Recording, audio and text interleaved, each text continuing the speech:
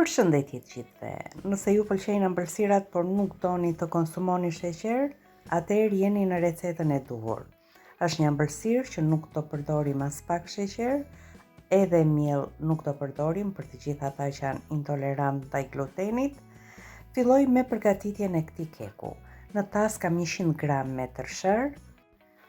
Të gjithë përbërësit e tjerë do t'i shtojmë po tek e njëjti tas. Shtuam një majluke sot buke, një lug e plot me mjalt, është mjalti i mirë organik, 2 lug të gjellës me kokos,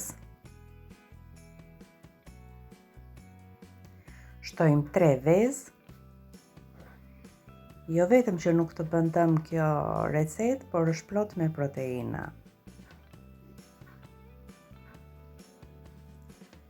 Një gotë 200 ml që e mbushur jo plot me kos. E shtojmë gradualisht duke parë dhe konsistencën e brumit.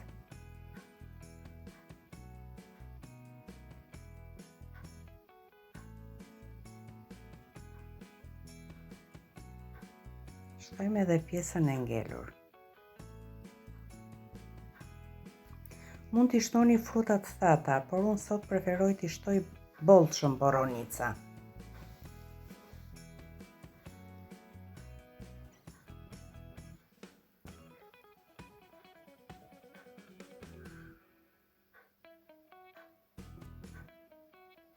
Boronicat janë tepër të shëndetshme, ndaj unë i përdor edhe në smoothie të ndryshme.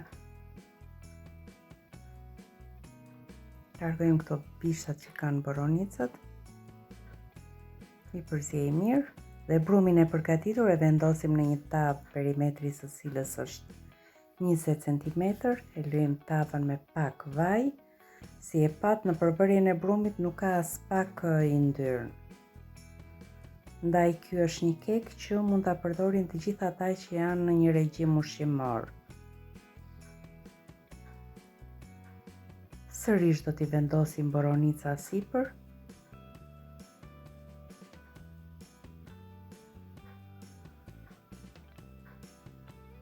Dhe direkt në furrë për 30 minuta në 180 gradë. Ngjeshim pak me spatull që të futen në brendësi. Është diku te 20 cm.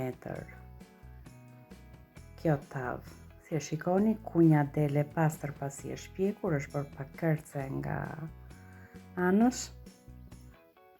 E presim dhe e kemi gati për të konsumuar. Mund ta konsumoni edhe në këtë gjendje pasi mjalti ka dhënë pak ëmbëlsi, por mund t'i shtoni sërish mjalt sipër. Si u thash edhe më parë, është një ëmbëlsirë që mund ta konsumojnë të gjithë ata që nuk duan të marrin peshë ose që janë nënshtruar një regjimi ushqimor. Është tepër e kulluar dhe sigurisht e shijshme. Të dashur miq, kjo ishte dhe receta e ditës së sotme, e thjeshtë por tepër e shëndetshme. Ju falenderoj që më ndiqni.